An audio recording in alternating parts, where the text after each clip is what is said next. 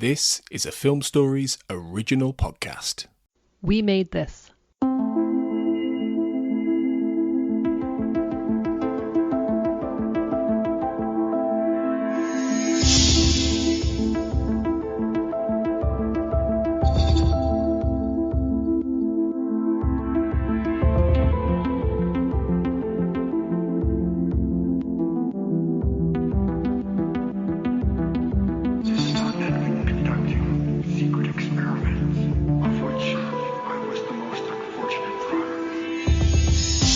Hello everyone and welcome to the Xcast. The truth is in here. I'm your host today, Kurt North, and today I've taped an X to my window and he's been lurking in the car park ever since. It's none other than Mr. X himself, Mr. Stephen Williams. Hello Mr. Williams, it's a pleasure to speak to you today on behalf of the Xcast. We thank you for coming on. How are you doing today? I'm doing just fine, Kurt. Thank you for having me. And I'd like to thank all the fans out there right off the top for your years of watching the show and your years of dedication. We've got a great fan group on our page on the Xcast Basement that we use, and when we said that we were going to be recording this show, that blew up. So we're looking really forward to hearing what you've got to say over the next few moments. So it should be a good interview. I hope so. Yeah, and just know this show is really about Stephen Williams. You know, the hell with the X-Files. This is going to be really about me, okay? Just want you to know that. That's absolutely fine by me. I would like to say personally thank you, because my favourite element of the show is the myth arc, and without you being there, you were definitely for me an integral part, and it's an honour to speak to you regarding the show. But we should start at the beginning, I think. We're looking at the X-Files from the very beginning to the early 90s. So season 1 was fairly successful. It finished on the Erlenmeyer flask, so Deep Throat obviously died, and season 2, as they're bringing into production, they're looking for the next informant. Now, how did you land the role, and were you aware of the show, and what were the beginnings of your X-Files journey? How did you hear about it? Did you know about the show, and what was the journey going into the show before you filmed your first scene? Okay, first of all, I had no clue what the X-Files was. I've got a very good friend of mine, Roy. He was a fan, and when I told him that I was going to audition for the show, he was much more excited than I was, because I had not seen the show yet. I was probably introduced to the producers and the powers that be to the show because I worked with Morgan and Wong from 21 Jump Street. Everyone knew me from 21 Jump Street. And a lot of the 21 Jump Street people went over to the X-Files. I think Glenn Morgan and Mr. Wong went over to 21 Jump Street, and they tapped me to do an audition. So I go in to do this audition. I have no clue. No one's told me anything. They just hand me a group of papers and say, read this. And I've got no clue how to do this role. He's called Mr. X in a show that I know nothing about. But any character called X has got to have some mystery to him. So I made the decision as an actor to go in and do this show and to do this audition as ambiguously as I could. And I think that this is how I performed X throughout the time that I was there. Say the words, have an air of mystery, and let the audience figure out who this guy is. Because no one ever really figured out whether X was a good guy or a bad guy, whose side he was on, who he was subordinate to, and who his subordinates were. No one knew. That was that's one of the contentions that disappointed me about this show, is that they ended this character so much sooner. You know, from an actor's point of view, of course, I'm out of a job now. But I thought the writers were so good, and the show was so interesting, and the character was so interesting. I was terribly disappointed when he had to take a bullet. Chris Carter himself called me, said, Stephen, we want to bring you up for another episode. That's the good news. Bad news is you got to take a bullet. And I went, wow, we're just getting started with this character. So there was so much left. There was so much richness left to this character that could have been explored. So from an artistic point of view, I was disappointed in his demise. But I had a fabulous time while doing him. One of the most interesting characters I've ever done. But that's how it came about. It came about because the producers from 21 Jump Street, knowing who I was and tapping me for this audition. And, of course, I nailed the role, which is my specialty, nailing roles. There's nothing wrong with nailing roles. So you mentioned there about bringing the ambiguity, and I think that comes across really well. There's a lot of the major scenes, which we'll get into in a short while. A lot of people always refer back to them and say, what was the meaning behind that, and the whole element of the show itself works to that degree because you do have ambiguous endings and you do have people working within the show that you have the kind of, you don't know what their true motives are. So when you had first read that first script when you went in and you decided to play it that way, was there a frame set in mind that you were going to play it as straight as you did? I mean, you do have elements, especially in some scenes, where your dry humour really comes through. And was that something that you brought to the table, or was it just the fact that you just wanted to play that ambiguous role? It was a little bit of both. It was something I brought to the table. Every actor brings his own stuff to the table, based on what the writer has written and based on what the director is telling you to do. Initially, one of the interesting things about this show was initially, X was supposed to always be shot in shadow. This is how it was set up with the DP, the cameraman, that you never saw anything but maybe half of his face, right? So you never really knew who this guy was. But they shot the first show, and when we saw the rushes from the show, you could see me full blown, so that shadowy thing photographically was out the window. Now he was there, but he was still a man of mystery. Having a good director and having someone with a clear vision of who a character is really, really helps an actor to develop that character. So it was a combination of me and my directors and just knowing. Once I got to that ambiguity thing, I stuck with that because he's X. He's mystery man. We don't know who the hell he is. And that's how I tried to keep him. And to this day, I don't think the fans really know. I don't know. I tried to keep myself in the dark as much as possible about X also, which helped me. Like a lot of actors have a backstory and all that. I deliberately did not give myself a backstory because I wanted X to be as mysterious to me as he was to the audience. I thought being mysterious to me would help him be more mysterious to the audience. Well, that's interesting you should say that, because one of my questions was going to be that specifically in One Breath, where you said that your character says, "I used to be you, I was where you are now," and I was going to see if you had anything in your mind that goes back to what X did in his backstory, but you just completely decided, no, I don't want to know, I want to keep the mystery. So at that point, apparently what I thought was that I was as, I don't know if we can call him naive, but maybe, for lack of a better word, as naive as Mulder.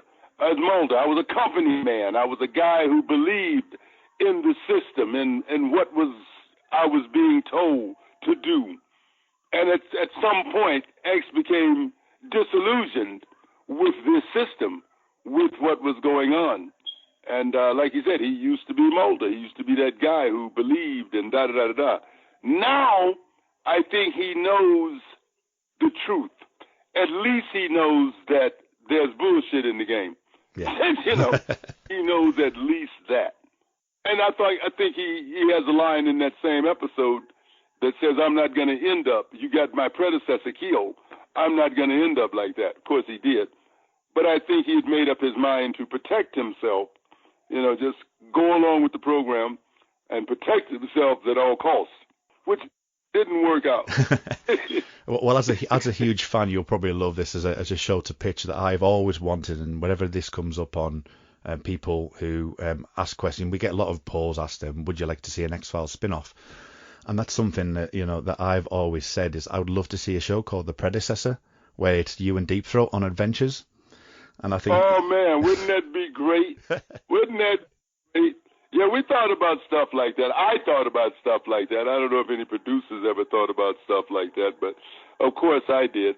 There was that same, I know we were going to get to it down the line, but that same thing happened on Supernatural.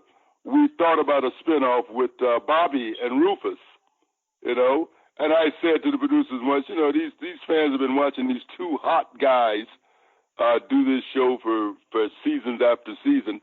Why the hell would they want to watch these two old guys do the same thing? But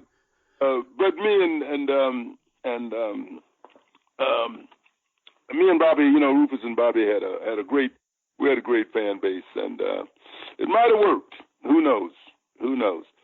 Still two of the most popular characters on the show, and we absolutely adore it. Yeah, and they are, and I think some people have got some questions about that a bit later on, so that's great. And as I said, the thing with Deep Throat and Mr. X, of course, is that the screen time together was non-existent, so it would have been an interesting one. But that's just in my head canon, so we'll leave that there. Okay, so it's funny because when they brought what was her name, the Ruby, I can't pronounce the last name. They brought her on after me. Oh yeah, and we Marisa, thought there would be a love interest happening with her and Mulder, but that never happened. I mean, you never know where these writers are going to come from, and I find it so fascinating that these writers come up with such brilliant ideas and such brilliant conceptions. They have an askew way of looking at, life, the universe, nature, existence. Where do they get these ideas from? Is something I always thought. I always thought, do they know something we don't? Yeah. Well, we were just discussing. I was going to ask this question as well. Did you manage to catch any of the revival seasons at all? Have you managed revival season? Yes, season 10 and season 11. Did you manage to get to see any of them at all, or? Yeah, well, I had the opportunity, but once I leave a show, I'm done with it. Yeah. Stephen Williams is not in it, so the hell with him. It's not the Stephen Williams show, unfortunately. The reason why I asked that for is what you said, that these writers of likes of Chris Carter was mentioned on our podcast. That Chris Carter seems to have this thing, especially in those times and into the revival in some ways, where he can see 5 or 6 years down the line in front of what people are going to envision or things that are coming up. And I think writers like that really are amazing. And it was fantastic for yourself, obviously, to get involved in that, which brings me to my next question about, you mentioned about direction and the being in the dark and the shadows, and that didn't quite work. Overall, over your X-File period, you worked with both Rob Bowman and Bob Goodwin primarily, and I know that you had Kim Manners as well, as well in The Truth, and I think you worked with Kim Manners in Jump Street as well, didn't you? Correct. And Supernatural. So with those 3, I think you had a couple more directors. I think Dave Nutter was maybe one of them, but when they were giving you input and what input did you have with them? How did that all transpire? How did that work between yourselves? And were there any differences in the styles of the different directors that you worked under during the show? No, really. I think directors they pay more attention to the style of the show. And if they are confident that an actor has his character down, they let you go. You know what I'm saying? Yeah. They give you that free rein to do your thing as an actor. There are certain things that you might do that they'll change. Because, acting, we want to ad-lib a little bit. We want to put our own spin on stuff. And if it doesn't fall in line with the idea of the show. Here's the deal. For me, for any episode, everybody has got to be on the same page. We're all telling the same story. That's the first thing that happens with me. The writer, the producer, the director, the actors, we all must be telling the same story. We've all got to be on the same page. And I'm sure that there are some technical things, too, going in and out of commercial, words you want to end on, words you want to begin on when you come out of the break. And and ideas that they are trying to get across about how these characters are interacting. So it's a collaborative effort. It's a giant collaborative. None of us work in a vacuum. You know, we see a lot of award ceremonies where the actors get all these accolades and directors get some accolades and da-da-da. And we forget, one of the people that I appreciate most, or the people that I appreciate most, is my crew. You know, my drivers, my production staff, my PAs, you know, all of these people. It is so integral for everybody to be on the same page and to be working together. So for the most part, they let me go. Once they saw that I had a handle on this character, they let me ride, you know, do the words. And I will sometimes ask if I've got a writer anywhere within my periphery, especially like during the audition process, one of the questions I like to ask is, what did you have in mind when you wrote this? What were you thinking when you wrote this? I'm going to bring my spin to it, but what were you thinking when you wrote this? And what is it you want to see from this character? And that's my job as an actor, to give that writer and that director something that they envision when those cameras are rolling. Well, that's brilliant. Just one question on the script then, just from what you've said there. I mentioned your dry humour when you're at the opera and you come out of the show and basically turn around and say, "I've never slept better." Was that something that was in the script, or was that something that you ad-libbed? That was in the script. That was in the script. That was in the script. Because the line, both that and the fat lady is singing, are both fantastic lines, and you delivered it absolutely perfectly. And I just love those scenes because it's a side to X that you don't often see, and I really do appreciate that. I think it's fantastic. I appreciate it when I get writing like that, when I get words like that, and you put your own, they could have been delivered 1,000 different ways, you know, but when you get lines like that, I really like it. Because the one thing I love about any character, whether he be villain, bad guy, you know, good guy, is humor.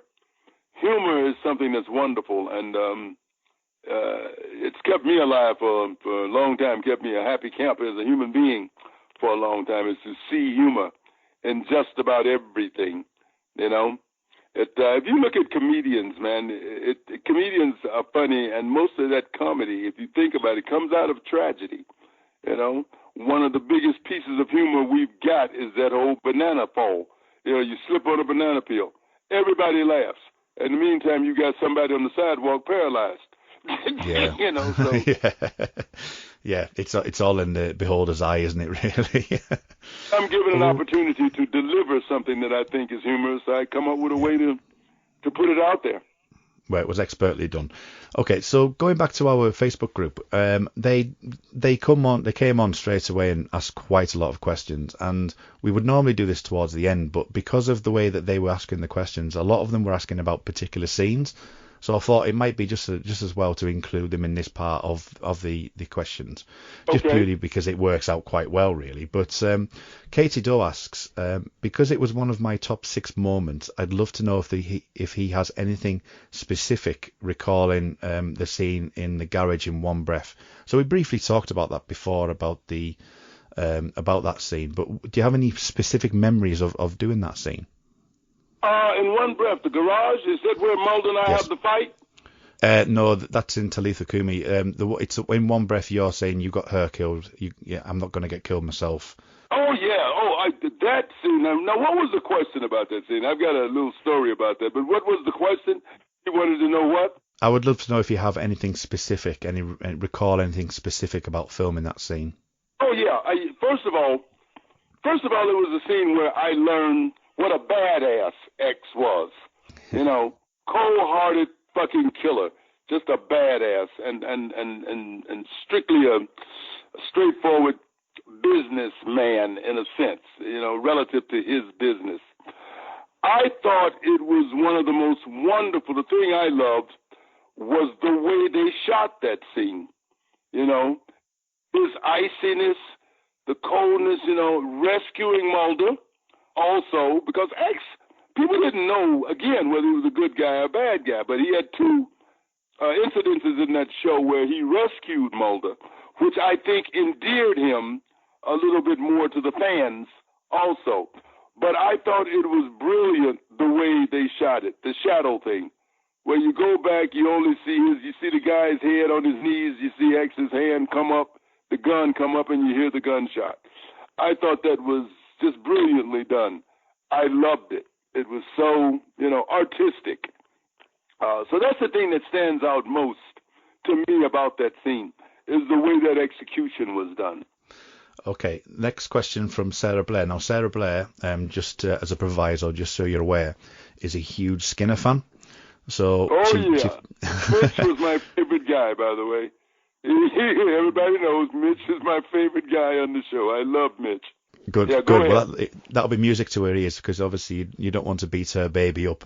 But she basically says, and there's a couple of questions here which I'll put together in one question for you. But she basically says, I'd love to have more details on that fight scene between X and Skinner. Oh, okay. Here's the deal on the fight.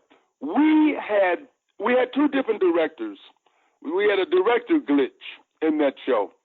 So we had rehearsed the scene at the end of the day. We had kind of rehearsed the scene, what we were going to do in that elevator, what was going to happen with that confrontation. All right. So we end the day with, an incomplete rehearsal. We figured we'll come back tomorrow, we'll finish it up. Well, we came back the next day and we had a brand new director.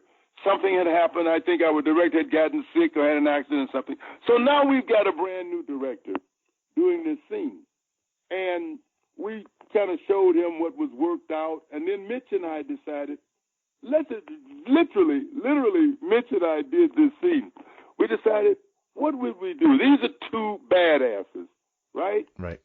We walk into the elevator, and Mitch said something. I said, I forget who struck the first blow. I think it was me who struck the first blow. I go, well, we're standing this close. And we both worked in now. We've both done action stuff before. So I said, we're standing this close. I would probably headbutt you. Mitch said, I would headbutt you back. Said, okay, then I'd probably strike you. And Mitch said, I'd strike you back.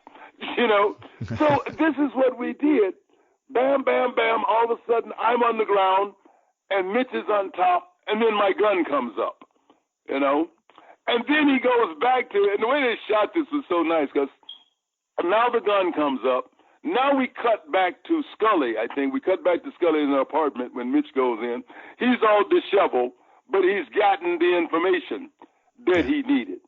So the big question was, from all my fans, who won that fight was the big question. Like, did Mitch kick X's ass? Did X decide to acquiesce and give him the information? And from my point of view, even though I was on the bottom, Mitch had a gun in his face, with my hand on the trigger. So maybe I just decided, okay, I'll just give him this information and, get Mulder out of the fix that he was in. So it's always been a little mystery as to who won that fight and how it went down. But Mitch and I put that together. We thought, let's make it quick. And if you saw the scene, it's bam, bam, bam, bam, boom. It's done. No great big huge fight thing going on in the elevator. Close quarters. Choreographer didn't want to be bothered with, that sort of thing, trying to choreograph a fight scene in an elevator like that. But we're two old guys, too. We weren't spring chickens, so it worked out. I think it worked out brilliantly. People liked that fight. And to this day, I don't think they know who won the fight. No, and I'm sure if we had Mitch on the show that we'd ask him the same question and there would be a slightly different take on it, wouldn't there? So it would certainly be an interesting one. And that was going to be the next question, actually. And I'll ask the question because it has got some resonance to it. You were saying about the choreography there. So was there actually an originally organised fight scene then with the first director? Was there already something in place, or was it a case of you just going, well, we're just going to go for it? Or was there actually some sort of fist fight going? No, they had some stuff worked out, I do believe. We just never got it completely, put in place. Right. Okay. We ended the day. We had to end our day before we got it done. So we said we'll come back tomorrow and finish it up. But again, we had the new director when we came back tomorrow. Mitch and I just decided, let's just shorten this thing, you know? Yeah. Well, it is a wonderful scene, and it is often quoted as some of the best scenes in the show's entire run. So, hats off to both you and Mitch. I think you did an absolutely fantastic job with that. It is something that comes up time and time again, and I'm sure that Sarah will love the insight there. Well, also as well, the part of the choreography, we have mentioned it just as we were talking about the previous question, but your fight scene with Mulder in Talitha Kumi when you're in the car park basement.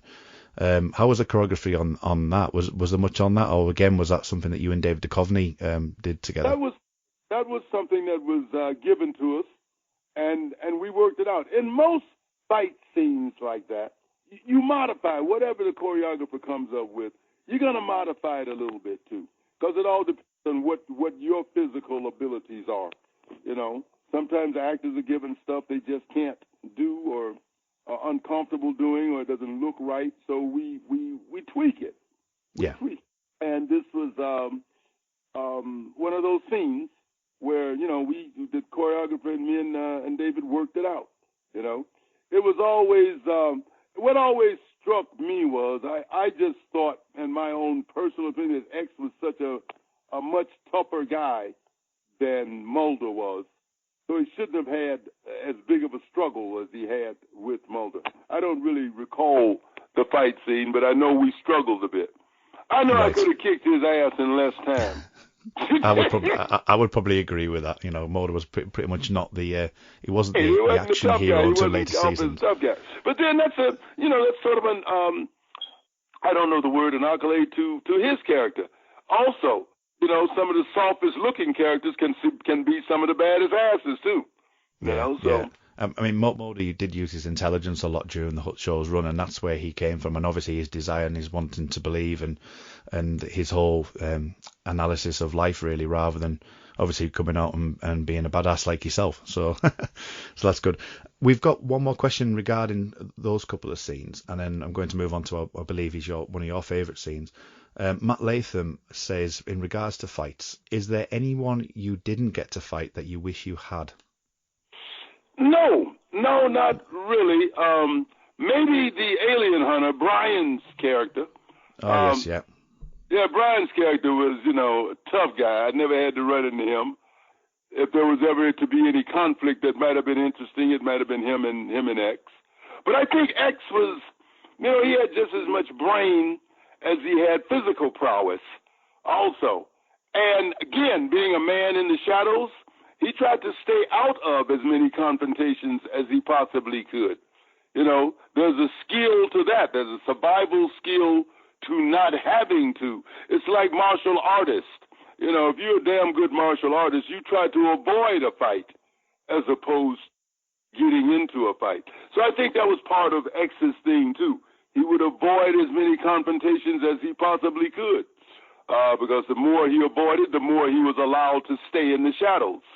You know, once you become a badass and you're out there up front, everybody knows who the hell you are, and that's not something that X would have wanted.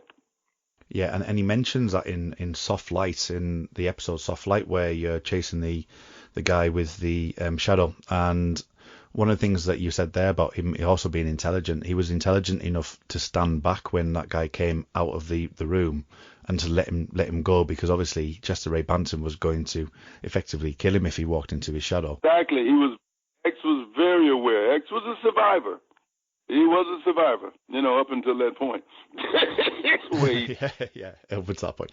And then on Soft Light as well, he actually mentions within it, and this is a lovely nuanced section, and this is why I really love the third season. I think the third season is so cohesive overall, and this is something that I mentioned in a podcast recently, that it's so cohesive. I mean, you've got Soft Light, which is effectively a Monster of the Week story, but X is talking about the fact he's been taken out of the shadows because he's now seen Skinner with that fight scene, and he's also saw Scully as well, because Scully was there as well. So the fact, and Mulder asks him that question, X comes out and says, I've been exposed here.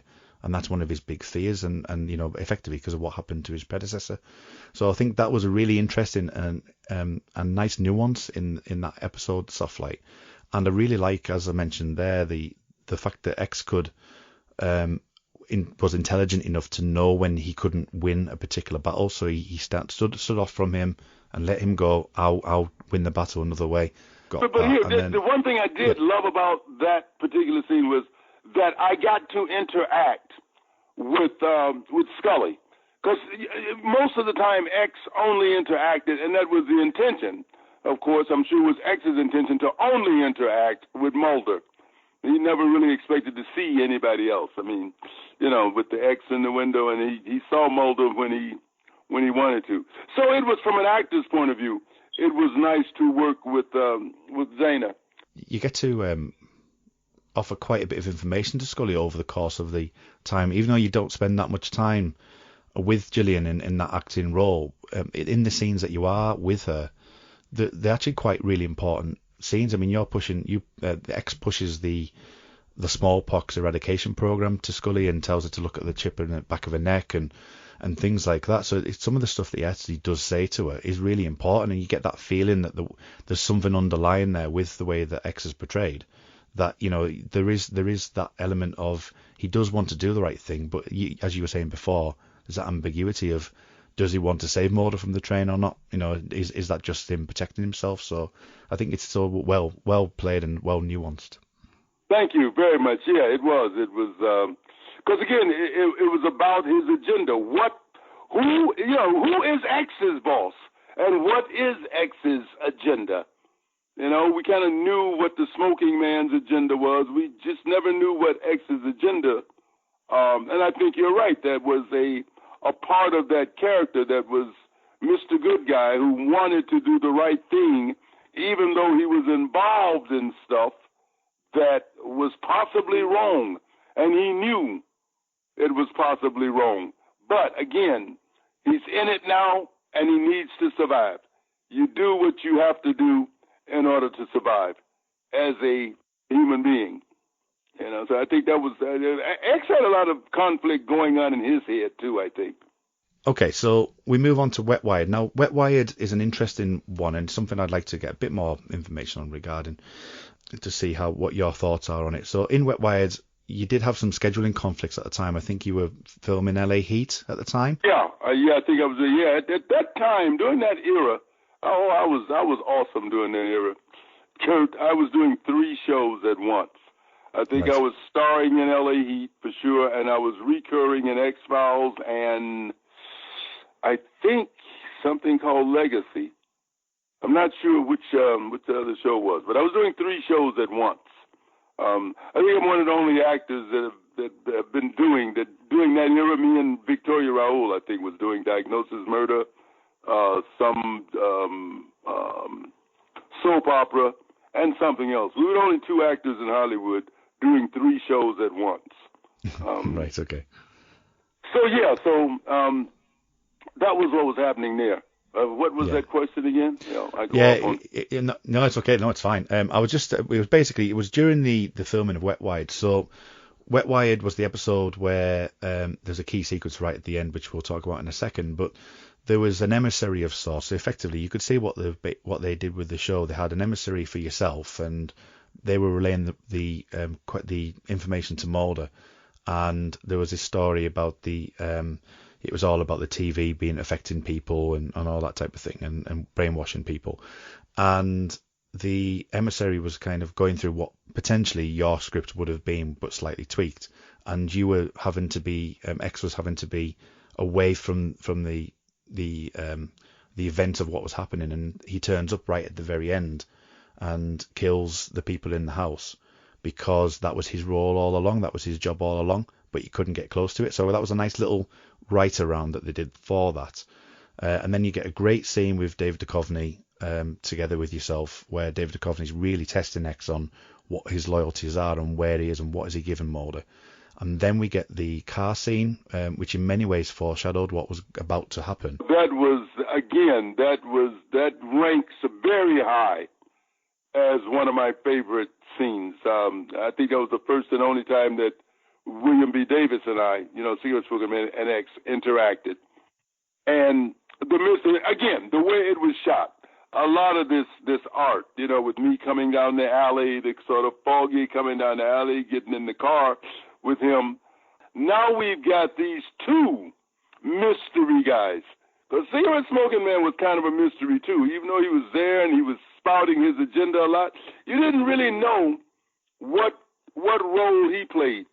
Now you've got these two guys together. Who's boss? What was their relationship? That was a mystery, too.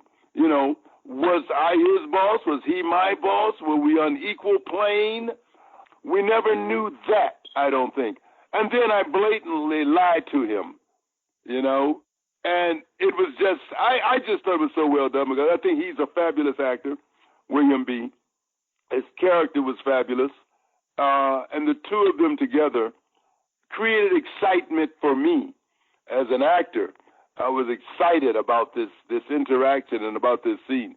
And I walked away from that, again, with as much mystery in my mind as I think the fans had also. You know, who are they? What just happened there? You know, it's kind of a what just happened there kind of thing for me, you know. But, yeah, it was, again, one of my favorites to interact with him. Absolutely. I mean, it comes towards the end of the third season, so it looks like it's foreshadowing what was to happen, unfortunately, in a few episodes' time. But it was really, what I really liked about it was I think there was I'm paraphrasing, but I think Smoking Man says to X something along the lines of, did you find out who the leak was? And you say, yeah, he was taken care of.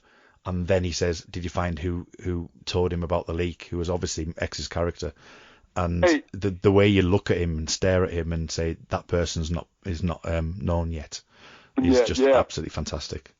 It was incredible. I mean, I actually felt the moment. I never asked William B. about it, but I actually felt that moment myself.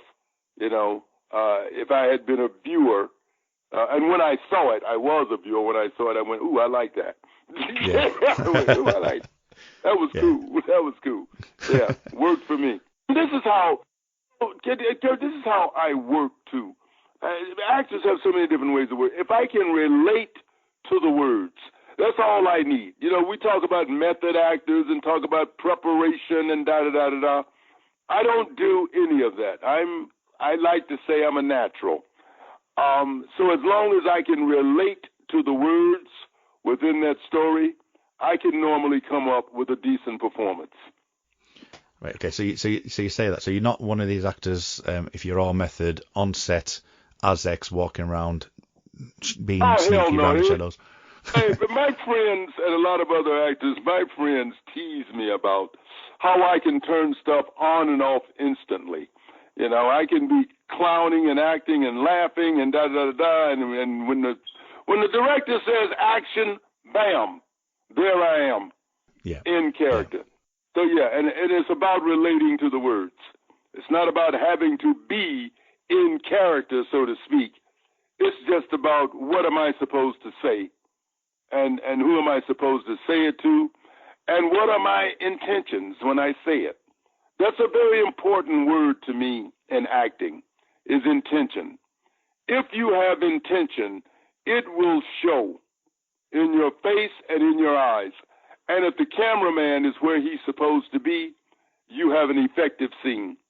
Yeah, absolutely. So with that in mind, is anything on set that you can recall that was any fun times or anything you can recollect while you were on set with the cast and crew that you can recall and give us some anecdotes on? Well, no, I'm oh God, no. I live in the moment. You know, Kurt, I truly believe that Stephen Williams is a guy who lives in the moment. So it's hard to remember stuff because I'm in the moment. I just do things as they happen. And I had a ball. You know, one of the things I do remember about it, we had some of the best food. We had some of the best craft service on the planet. You know, in the middle of the night, you could get lobster soup and lobster and steak from craft service, not even from the caterer, from craft service. So we were always well taken care of on that set. That stands out. Just watching a lot of the characters. This was one of the most interesting shows I've ever done. You know, like I said, Mitch and Krychek. and cigarette smoking man, and Scully, to watch these actors work was quite interesting to me also. It was a lot of fun to see that kind of professionalism and that kind of art come to life.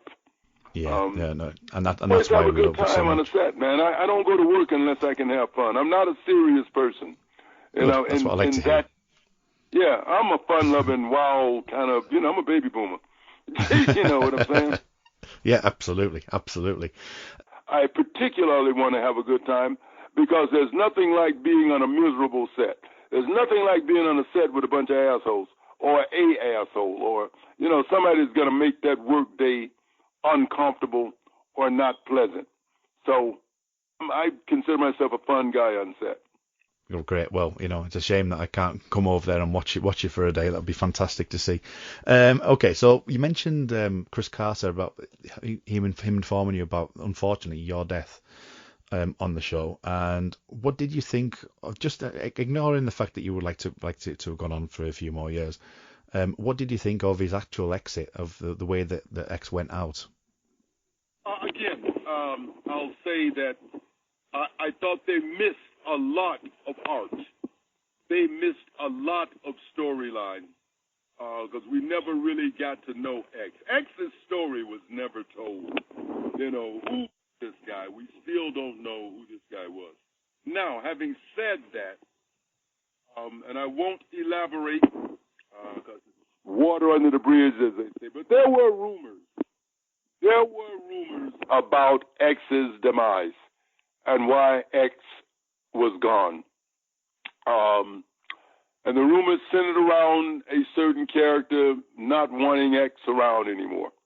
I don't know if any of them are true, but I think that X was it's a show called The X-Files, and I'm a character called X. Yeah, I can see where you're coming from. My crew, let me just say that the crew on X-Files, 3/4 of that crew was a crew that I had worked with for 5 years already on 21 Jump Street. When I got that role on the X-Files, 3/4 of that crew went, "Oh, Steven, you got the role? Oh, come on, man. Can we get you this? Can we get you that? Da-da-da-da-da." So there were rumors that there was a little bit of jealousy going on with one of the characters on that show relative to my good treatment from the crew. X-Files has had its conflicts over the years, which we've discussed on the podcast before. Obviously with likes of Chris Carter and David Duchovny having a bit of a conflict at one point, and Gillian and David not always getting together, not being happy together. So I can imagine. That's the nature of the beast, baby. Exactly. Yeah, when you're also producing 24 episodes a year, at that time, late 90s is I can imagine it being some feat. How long were you on set for? Generally, was it? I know yours was a slightly different role, but how long would you generally be on set for? Oh, what do you mean? In the course of a day? Yes, yeah. We're pulling 12-hour, 13, 14-hour days. That was normal back then. I always thought it was an absolute miracle that TV shows get made, man. If you could be on a set and watch the logistics, the catering truck, the makeup trucks, the dressing rooms, all the coordination, location to location, getting the actors where they're supposed to be. It is a hodgepodge of activity. The coordination back in the dressing room, all the back in the production office, all the paperwork. It's amazing how a television show or a movie gets made.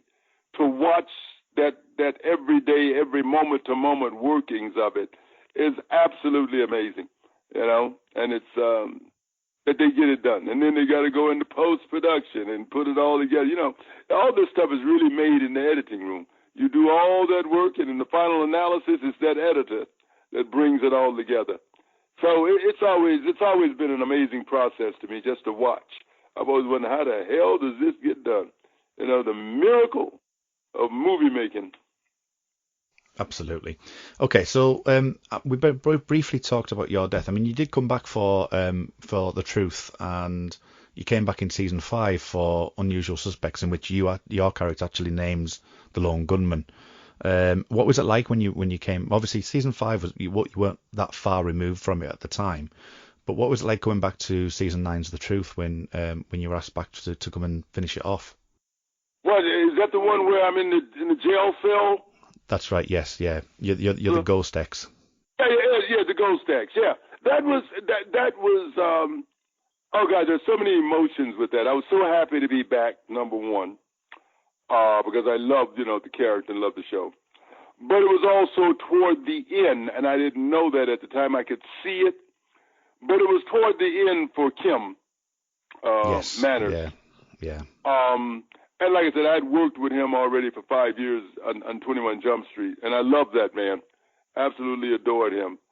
So to see his health failing like that, it was great when I went back because I didn't know that his health was failing. So I was so excited to go back and work with him when he joined the show, and then to see him, with the failing health, it turned out to be a joyous and sad occasion. Yeah, so quite an ambivalent time. Yeah, working with him for that last time was just wonderful for me because I always loved working with Kim. And again, being back on the show for that time was also wonderful for me. But, it ended in that tragedy, the sadness of life. Hey. Yeah, it is. The cause of death is life. All right? Exactly. And Kim gave us some absolutely marvellous episodes of both, not only just the X-Files, but as you say, Jump Street, and I think it was Supernatural, wasn't it, he was on. So, it was so wonderful. He was a joy to work with every day on set. I mean, he was so casual and good at what he did. He was very good at what he did, and he had such a casual and wonderful attitude about it. And so it was an absolute joy, the years I spent with him. Oh, that's wonderful. Okay, so we're getting towards the end now. We've got the some feedback from our Facebook group. As I say, we've talked about some earlier on, but we'll look into some other questions. And this one's from Adam Silva, and it relates to X's death again. Not to go too much into that because obviously it's a sore point. Right. But he would like to know what would you have liked to have seen with X's character and story arc had he not been killed off? What would you have liked to have seen happen? I don't know. I really don't know. I didn't have a vision. Again, I depended on the writers and their vision. My job is to interpret their words and the director's actions. So I would have just liked, if there was anything, I would have liked to have known more about X. That's the thing, that we never got to know who he was, what his agenda was. I would have liked to have known what his agenda was. That's what I would have liked to have seen happen, is that the real man, the insight into that real man, why he was doing what he was doing, how he got into doing what he was doing. I would have liked to have known all of that. That's the thing that bothered me about his demise. There was so much left untold, in other words. So much left untold about him. It was what was interesting to me that they wanted I've seen people die. I've seen people get shot in real life. Movie deaths, especially from gunshots, are nothing like the real deal. People don't get blown away, blown back, stumble, blah, blah, blah, blah. You get hit right with a bullet and you drop like a sack of potatoes right in your tracks. It turns out the lights. You're gone. There's no more motor skills, no more anything. So they wanted a stunt man to do this death scene where I step out of the elevator, the guy shoots me, and they wanted a stunt man to do it. And I watched him do it, and I know, no, guys, I want to do this. I'd like to do this myself because it's too dramatic. It's too theatrical. And if you'll notice that death when he shoots me, I drop like a sack of potatoes. And then I crawl, I'd crawl to the doorway and write the thing in blood. So that was one of the things that I really wanted to do, was to do my own death. And they let me, do it, and it worked out fine as far as I'm concerned. But that was my input into this thing, and I hated to leave the show, and the way he left, I thought that sort of bothered a few fans too. I mean, when you took X out that easy, yeah. Yeah, I did have a problem with that. Yeah, so, but hey, the assassin, that was a nicely written part. I would have loved his role. I loved the actor who played that role. He must have been, he should have been happy because he's a badass too. He's more stealthy than X was. Yeah. So we look at things as actors. We look at things from many different points of view. But that's one thing I did want to do it because I understood it, and I wasn't angry about it. There's some actors who will not participate. I mean, I've had shows where if you're going to kill me, I'm not going to participate in it. Kill me off camera. Yeah. Because a lot of times, there was one particular show where I refused. I said, my fans don't want to see me die. My fans don't want to see this character gone. I won't participate in it. Kill me off camera. Make some excuse up and kill me off camera. I won't do it. But this particular show, I didn't mind doing it. It didn't anger me. It just disappointed me. But I wanted to do it right. I wanted to give him, and it came off, again, it came off Xy. It kind of came off Xy. You don't know what the hell just happened. X gone, wow, just like that. So yeah, it was interesting for me. It's also interesting just in two separate scenes that both of them have involved that elevator where you've both you've put your own stamp on it. So you put your own stamp on the death scene and your own stamp on the Skinner and X scene as well, and both happened outside that elevator. So that's quite a nice touch. Put it that way. Okay, so we've got Veronica Turner now. She asks, I'm going to ask this slightly differently. What does Stephen Williams see as Mr. X's morality in the X-Files universe? Or rather, is Mr. X good, bad, or a mixture of both, or an anti-hero? So what does Stephen Williams, the person, see Mr. X as? I think, given those choices, I think anti-hero would be the word I might use. He believes in what he's doing, even though some of it may be sketchy. But he believes in it, and again, he's a survivor. He's gotten himself caught up in something that he doesn't quite know how to get out of. So his only choice is to just survive, just ride it out, survive it. And he had a couple of decisions to make, like when he saves Mulder on the train. That was always a mystery to me. Do I save the alien, if there was an alien there, or do I save Mulder? Which one do I take? And he chose Mulder. That said something about what his agenda was, is that he knew that Mulder needed to be alive. So that gives you the impression maybe that he is in cahoots with everybody else who wants to keep Mulder alive. Cigarette-smoking man in that whole cartel who says, let's leave Mulder alone. We need him to be alive for whatever reason. So I think that X was conflicted in a lot of ways. He was conflicted, but he made his choice. He made his choice, and we move on. Yeah, absolutely. And it's the scene in 731 where you are taking Mulder away from the train car before it explodes, as you mentioned before, is a fan favourite because it does give us something to fight for X really in that scene, because he has saved Mulder's life. So that was really good. Yeah, it endeared him a little bit, I think, to the fans and stuff. Now you really don't know. He's already, had a big fight with Mulder. He'd kill him just as in a heartbeat. He has a gun in his face in the garage. Know that X will kill him in a heartbeat, but now we've got X saving him. So, again, that confusion, that mystery, that keeping the fans on their toes, keeping the viewers on their toes, and also it keeps the actors on their toes in a sense. Yeah. So one of the questions that Michael Little asks is, how was the working relationship with David Duchovny? Because obviously in the early stages, David Duchovny was the main character who you were working with in Mulder. So how was your working relationship with David Duchovny? How did that camaraderie come about? And is there anything from that point of view that you really enjoyed? It was very professional. Okay. Let's put it that way.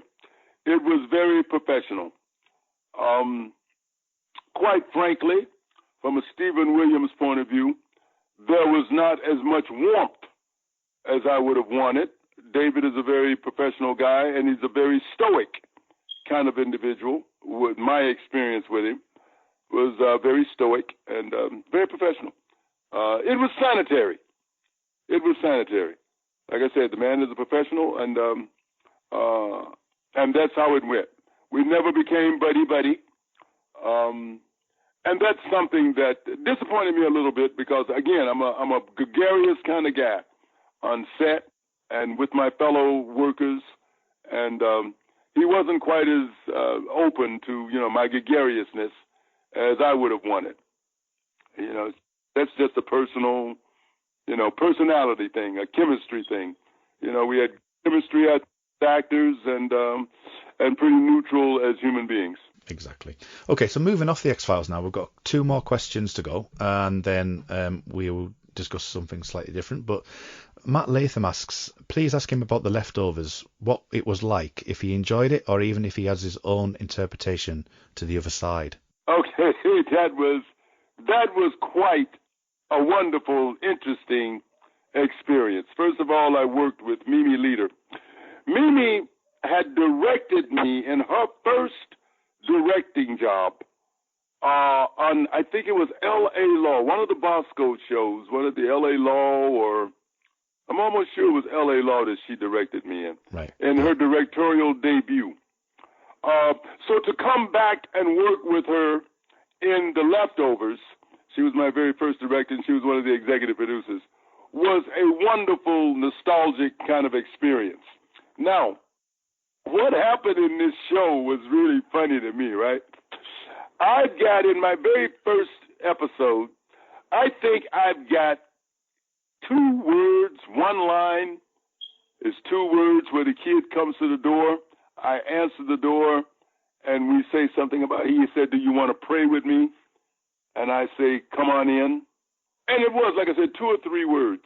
Mimi had me do that scene we did about 12 or 15 takes right on this one scene.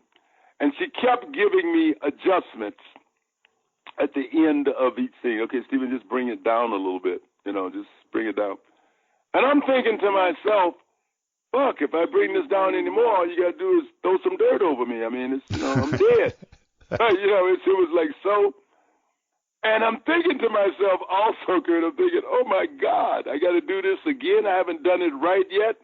I was thinking, I'm going to lose this job on my first day of work with only 2 words to say. I'm thinking, am I this bad? I was actually worried about my employment at that time because we kept doing so many takes.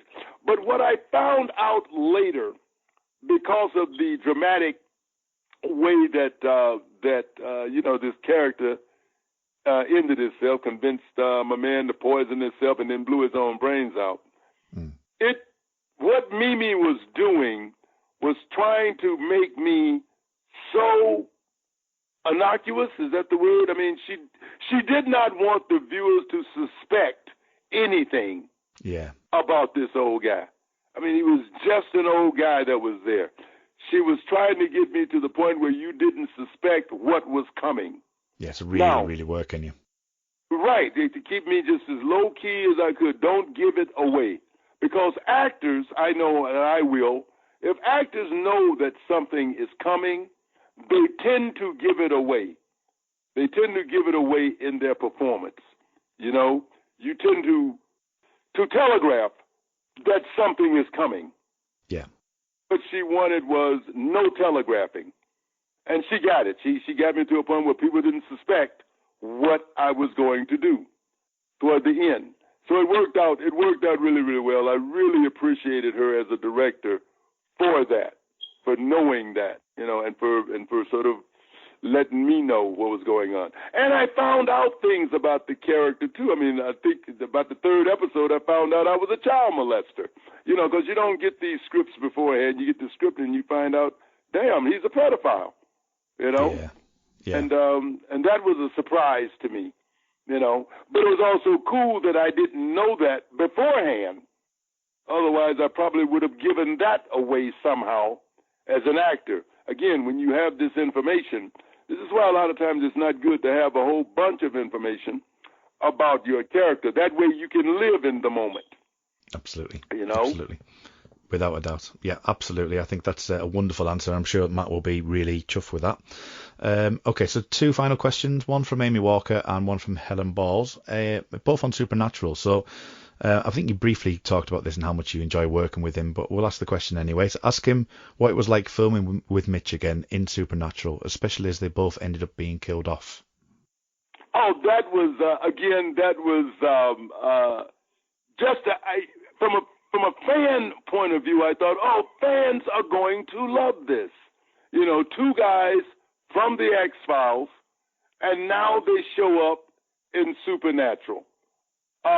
So I looked at it from, again, it was just a joy to work with Mitch no matter what. But I looked at it almost from a fan's point of view, from the bird's eye view of a fan. It's like, wow, there's Stephen Williams and Mitch Pileggi, on Supernatural, 2 guys who had been on the X-Files together. So I thought that was just fun. It was kind of campy. It was actually kind of campy in my mind, and just a lot of fun. And anytime I got to work with that man was just an absolute joy. I mean, Mitch is my hero. We always say, because he's always you should see this guy in real life, man. He's just in such great shape.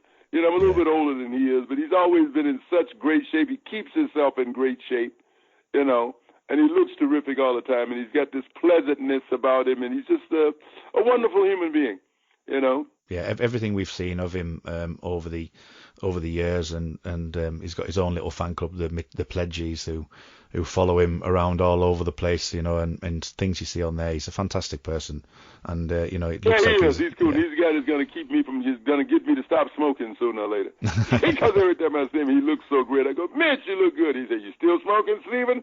Yeah, man, I'm. So. Oh, yeah, it's brilliant. that concern, that wonderfulness. Yeah, but I thought, the fans are going to love this when they see, these 2 guys in the same, doing two different roles in the same project again. Okay, and finally, Supernatural. This is from Helen Balls. Is there any chance of seeing him again in Supernatural? Seeing how Jim Beaver's returned as an alternate version of Bobby from the Apocalypse world. Is there any chance that Rufus could be back? I think that there's always absolutely a chance. I mean, you gotta say there's a chance. Everybody gets to come back. People have been to hell and back. Okay? Yeah. I can come back. So there's certainly a chance. And I had it all worked out, actually. When he tells Bobby that he has a heart monitor or something in his chest, and he's missing 3 toes. But I'm thinking, here's what I worked out as a writer / director, that somehow when Jim stabs him, when Bobby stabs Rufus, right, the blade struck the metal somehow, right, and okay. Rufus is not really dead. Okay. Or Rufus is some suspended animation thingy. His little heart thing is what saved him, kind of. That was like in my mind. And who knows? Who knows where he's been? Like the rest of the guys, he could be in purgatory. He could be hanging out. God knows where. His bones. They didn't burn his bones. They just buried him. They didn't burn his bones. I found out he was Jewish too. I didn't know Rufus was Jewish. I didn't. But I'm saying these lines like I got to sit Sheba, and something else I say. And I tell him about when we're doing the backhoe thing in his backyard, burying the body. I mentioned that I'm, can't work on a certain day, and I'm going, what the hell is that about? And when I found out, well, you're Jewish, Stephen. The right to say you're Jewish. I went, oh, am I? You're right. I think that hasn't Rufus came back a couple of times afterwards anyway, in flashbacks and things as well, hasn't he? So you'll be open to coming back. Oh, yeah, absolutely. And if he comes back to life, I can see the episode now. He's going to be pissed. This would be a great episode because they were supposed to be 2 grumpy old men in the first place, with this friendly adversarial kind of thing. I mean, I was his mentor. We worked together. We were partners. And you know how that goes. But I can see Rufus being pissed as hell at Bobby when he comes back. I mean, a writer could have a field day with that. He goes, "You son of a bitch, you stabbed me." And go from there. So I think that episode would be a lot of fun. Cool. Well, we'll look forward to that if that ever does transpire. If it ever does. I think toward the end of the show, most shows like that, when they go into their final season, if they've had characters that were important or popular, they try to bring them back. Yeah, absolutely. So I got my fingers crossed that if nothing else, during that final season, we will see Rufus again. Okay, well that will be a great thing to see, and I'm sure that a lot of people on the Xcast who also watch Supernatural will be really looking forward to that if that does happen. In the meantime, I just want to say absolutely thank you very much for coming on and discussing all things X-Files with us. You've been absolutely fantastic. I really enjoyed our time.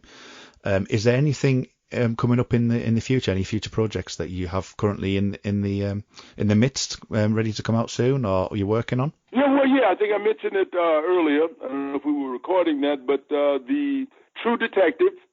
I have a nice little turn in True Detective in its third season coming up, and I've got a nice turn in Yellowstone.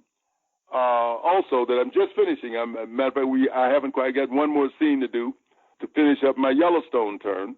And hopefully there's a new show called Ambition that I'm going to be meeting with producers for tomorrow, as a matter of fact, and we'll see what happens with that.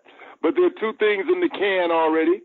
I'm asking my fans to be on the lookout for True Detective in Yellowstone. I get to play a cowboy in Yellowstone. Kind of fun. Oh, cool. And cross your fingers for me in this new project. And again, I'd like to thank all the fans for all their years of dedication and watching me and Bobby and all the stuff back there, watching me as Mr. X. And please keep watching Stephen Williams. I'm just getting started. So thank you to all the fans, and especially the folks who come to these conventions. These conventions are incredible. I'm sure a lot of people have met me at conventions, and I just like to say to them, you're an incredible group of people. Yeah, they are. It's just amazing to go to one of these conventions and to see how much they like you and like your work and how they are. I mean, they're just incredible people. That's the best way I can put it. And so thank you, fans, very much. Well, Mr. Stephen Williams, thank you so much from me and all people at the Xcast. We wish you well in your future endeavours. For us at the Xcast, we have been here with Mr. Stephen Williams, and as always, trust no one. The truth is out there.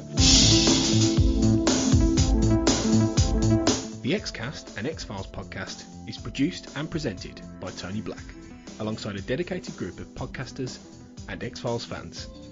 You can find us on Twitter at the Xcast, and on Facebook if you type in the Xcast, or at our group X-Files Basement, an Xcast podcast fan group, where you can continue the discussion about all things Mulder and Scully. If you want to support the Xcast further, you can now subscribe and become a patron of the show on Patreon. On Google, just type patreon.com/the Xcast. That's Patreon.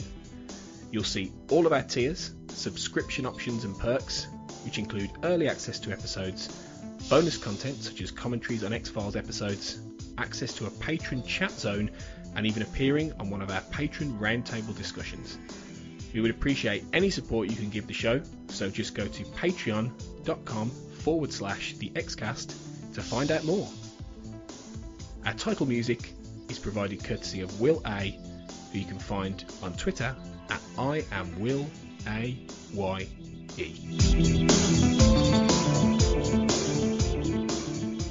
Deny everything.